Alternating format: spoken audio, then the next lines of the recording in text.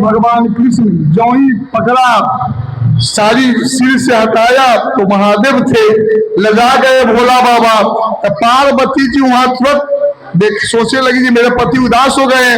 तुरंत वहां पर माने बहुत सुंदर बात बोल दी पार्वती, हे महादेव उदास की जरूरत क्या है, बदला बदली हुआ है। तो कैसे, आपके जब वृकासुर जब आपके पीछे पड़ा हुआ था तो भी भगवान भी स्त्री के रूप में आपको रक्षा किए थे, आप भी को स्त्री के रूप में बना करके आप भी बदला बदली चुका दिए, इसलिए आप तो बहुत खुश रहिए, हमें उदास के क्या जरूरत है। वहां पर भगवान कृष्ण ने गोपेश्वर नाथ महादेव की स्थापना किया, भोला बाबा के वो स्थापित है गोपेश्वर नाथ महादेव, स्थापना भी की है वहां पर। हाँ, ये सब बहुत आनंददायक दृश्य सब है। अब इसके बाद भगवान कृष्ण नारद जी पहुंचा कहां पर, कंस के दरबार में। अरे कंस, मृत्यु तुम्हारे माथे पर नाच रहा है, तुम मस्त से पड़े हुए, जरा भी तुमको डर नहीं है। तो कहा महाराज पते नहीं चलता है कि कहाँ मृत्यु है। अरे मृत्यु तो तुम्हारे सामने है, तुम देखते कहाँ हो। तो कौन है, अरे वृंदावन में जो नंद के छोड़ा जो है कृष्ण, वही तो तुम्हारा मृत्यु है।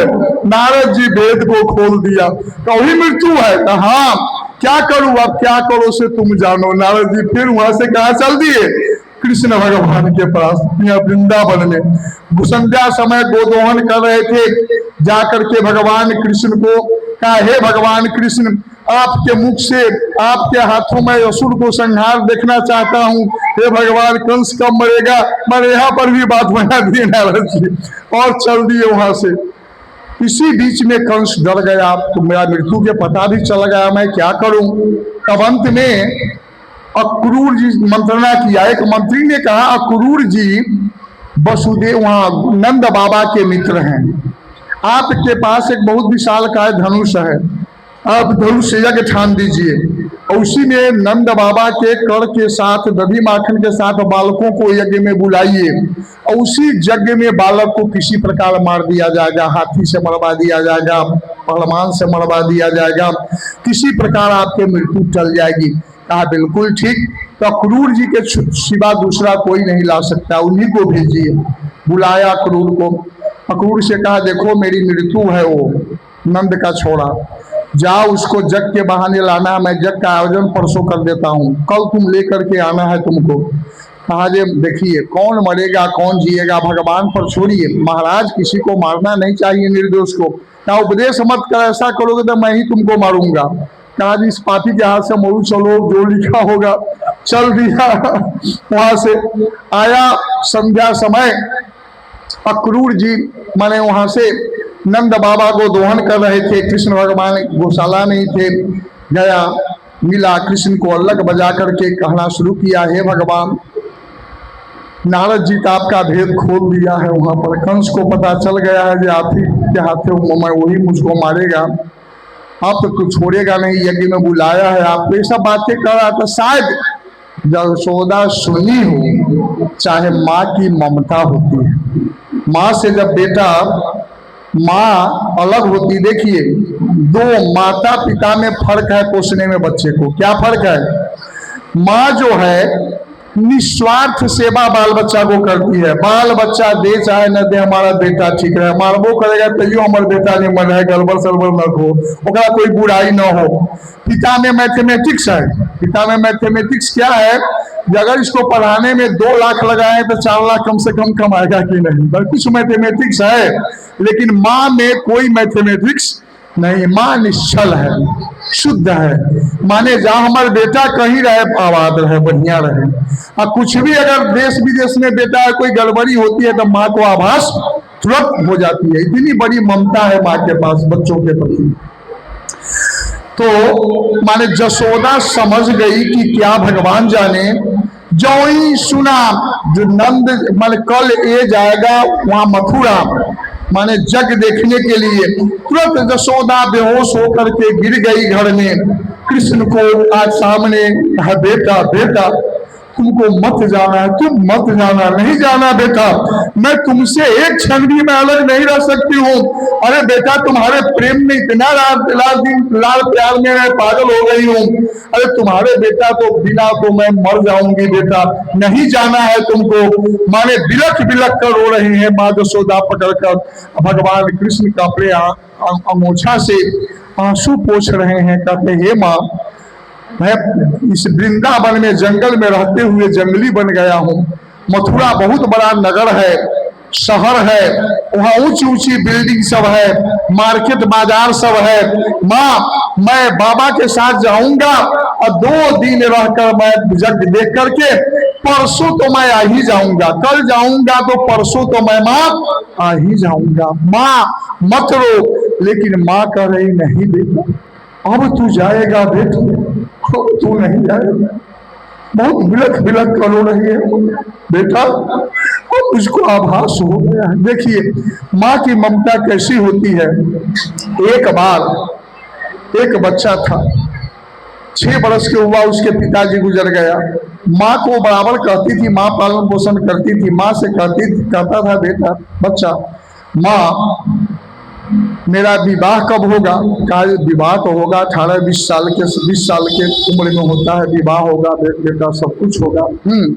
माने और प्रकार विवाह के समय जब विवाह करने का उम्र होगा तो उस समय जो हर साल जन्मदिन पर जो उपहार देती हो माँ, उस समय क्या उपहार दोगी? कहा समय आएगा तो बेटा मैं बतलाऊंगा मैं क्या दूंगी उपहार। सो इसी बीच में क्या हुआ, 14-15 वर्ष का जब बच्चा हुआ तो उसके हार्ट में दिल में छेद हो गया, बीमारी हो गई। अब यह हुआ जो कोई दिल देगा तभी बचेगा, नहीं तो बचने वाला नहीं है। अंत में माँ बिलख बिलख रोने लगी, एक ही बेटा क्या करूं। अंत में चुपके से माँ डॉक्टर के सलाह से अपनी दिल दे दी और एक चिट्ठी में लिख करके अलमारी में रख दी। कहा बेटा 18 साल के बाद तुमने कहा था जब हमको विवाह की उम्र होगा तो क्या उपहार दोगी, तो अलमारी में मैंने रख लिया 18वें साल के वर्षगांठ में बेटा उस चिट्ठी को पढ़कर तुम मरे निकाल करके पढ़ना, वही उपहार होगा। समझ गई माँ जो मैं अब जीवित नहीं रहूंगी, दिले नहीं तो कैसे जीवित रहूंगी। अंत में कुछ दिनों के माँ की प्राणांत हो गई। कुछ दिनों की बात बच्चा रोया, फिर याद आया 18वें साल में माँ कही थी जाकर खोल कर देखे तो देखा तो माँ इसमें लिखी हुई थी बेटा यह मैंने इस उपहार में 18वें साल के उपहार में मैंने अपना दिल दिया है बेटा तुमको। इस दिल को सहेज कर रखना बेटा, इसको कभी इसको गड़बड़ी नहीं करना। ये माँ का दिल है बेटा, पुलक पुलक करो न सोचिए। माँ हमारे लिए अपनी जीवन देगी। माँ की ममता ऐसी होती है जो बेटा के लिए जीवन भी दे सकती है। माँ से इसलिए कहा गया है पिता से 1000 गुना पावर माँ के ज्यादा है। अगर पिता कोई चीज पुत्र को कहे तो माँ रोक सकती है। जब राम जी को वनवास मिला, कौशल्या के पास राम जी गए तो कौशल्या ने कहा सुनो, माँ का आदेश है कि पिता का आदेश है? कहा क्यों माँ? अगर पिता के आदेश होगा तो मैं तुमको टाल सकता हूं, उसको रोक सकती हूं मैं। क्यों? पिता से 1000 गुना पावर माँ के ज्यादा है ना। अगर माँ की आदेश होगी तो मैं कुछ नहीं कर सकता हूं बेटा। तब राम जी ने कहा था ना माँ का ही मन से है। तब कौशल्या चुप हो गई थी है। इसलिए बहुत बड़ी भैया शक्ति है। माने वो रो रही है बेटा, और मैं भी तुम्हारे साथ एक बहुत बड़ा गलती जीवन में कर दिया है बेटा। हे कृष्ण, अगर जाना तो मथुरा में किसी को मत बतलाना दे मेरी माँ मेरे साथ गलती किया। अरे माँ तू कहा कभी गलती की? तो कभी न गलती नहीं बेटा, एक बार मैं तुम्हारे साथ बड़ा अन्याय किया। क्या क्या माँ? तुमको मैंने उखल से बांध दिया था बेटा। मैंने जीवन में बहुत बड़ा पाप किया, मैं तुमको उखल से बांध दिया था। कभी भी किसी को मत बतलाना मथुरा में। माँ एक बार उखल से बांध दिया था बेटा। मैं बहुत जीवन में गलती किया तुम्हारे साथ, बहुत अन्याय किया। नहीं नहीं माँ, मैं तो यह बतलाऊंगा सबको। आवाज देकर के मेरी माँ प्रेम के बंधन में बंधी थी। आज तक में किसी के कोई माँ तुम्हारे जैसे में हुआ न होगा जो इतना प्रेम दे सके माँ। अरे तू तो प्रेम की मूर्ति है, प्रेम की जननी है माँ। कृष्ण भगवान चुप रहा माँ, मैं परसों आऊंगा, परसों आऊंगा। लेकिन परसों के दिन बरसों बीते, बहुत वर्ष बीत गया था। कल हो करके सुबह में तैयारी करना था। नंद बाबा का तेरे धूप उग जाएगा, तैयारी करो। माँ बिलख बिलख कर रो रही है।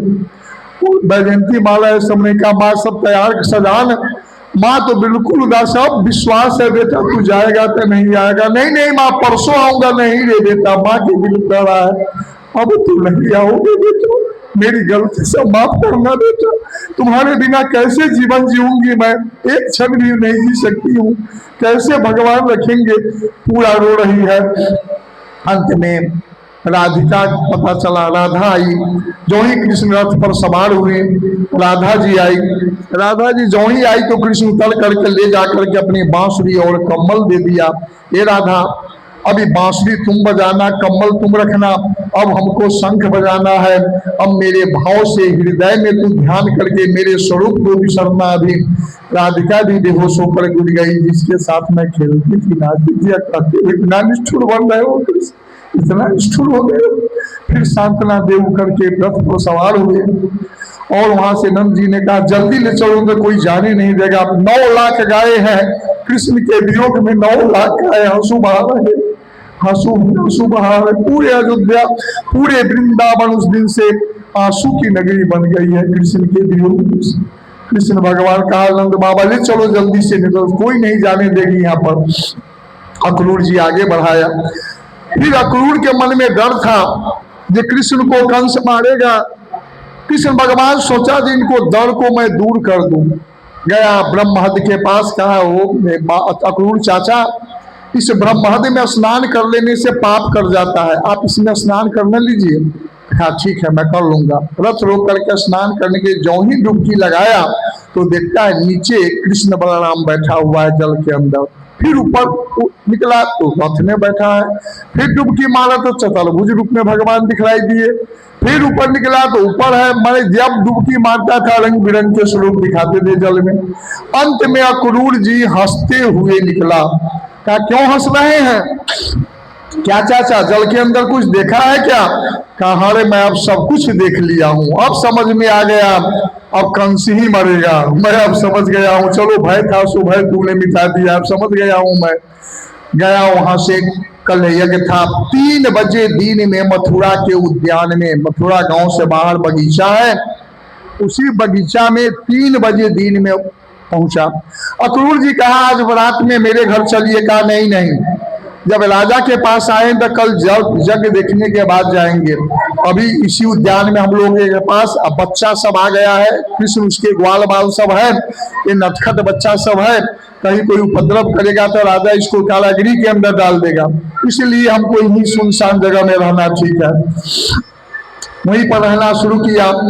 अंत में कृष्ण भगवान बलराम जी से मंत्रणा किया और जाकर नंद बाबा से कहा कि नंद बाबा बड़ा सुंदर बिल्डिंग सब लग रहा है, मथुरा के मार्केट सब होगा। बाबा अभी 3 ही बजा है, क्या बाबा थोड़ा घूम करके आऊं?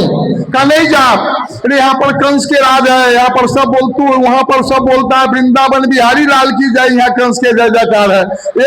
एक बार भी कहीं तू सब बोल दिया कर दे वृंदावन बिहारी लाल की जय, तो कंस तुरंत कारागिरी के अंदर में डाला, मत जा। का नहीं बाबा कुछ नहीं बोलेंगे, जो जैसा आप निर्देश कीजिएगा वैसा ही जाएंगे।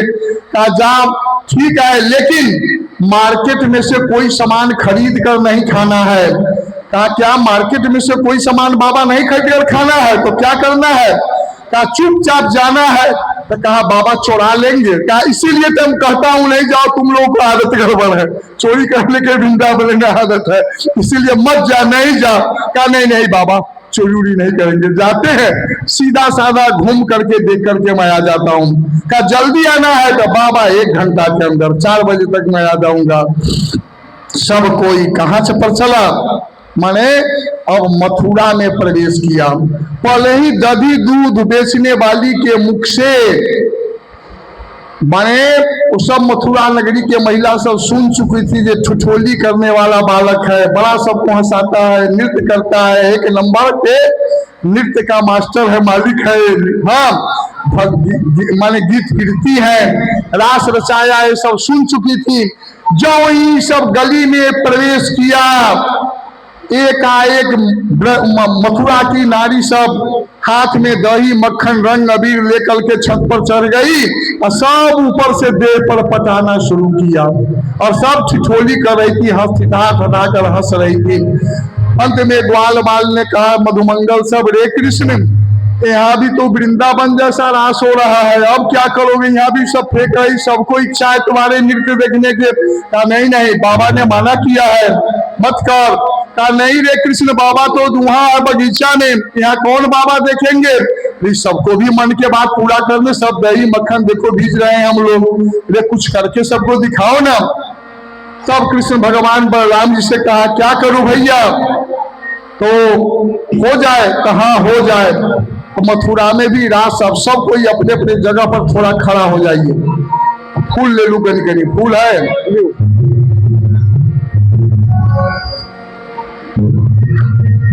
लियो सब बांध दी, सब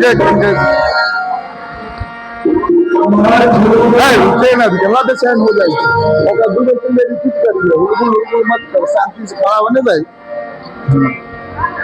फूल है क्या बाकी लियो, ले जाए जाओ, उमरो दे दियो, सबके दियो और बढ़ा दियो।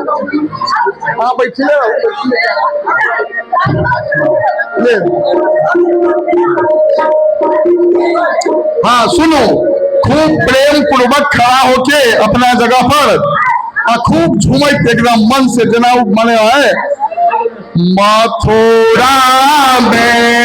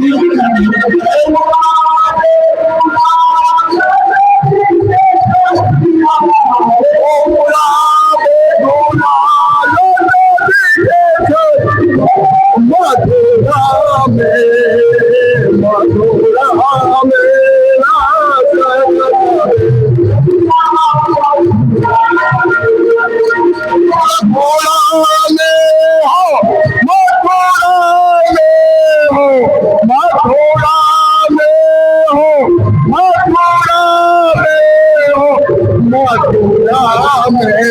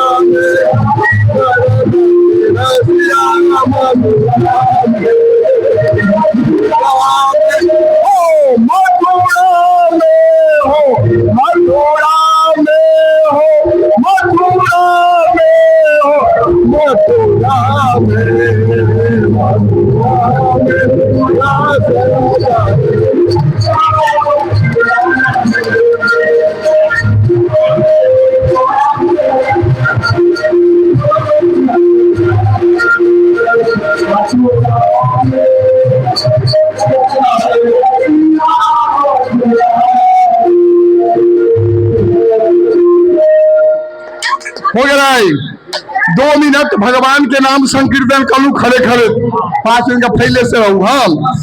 श्रीमन नारायण नारायण नारायण श्रीमन नारायण नारायण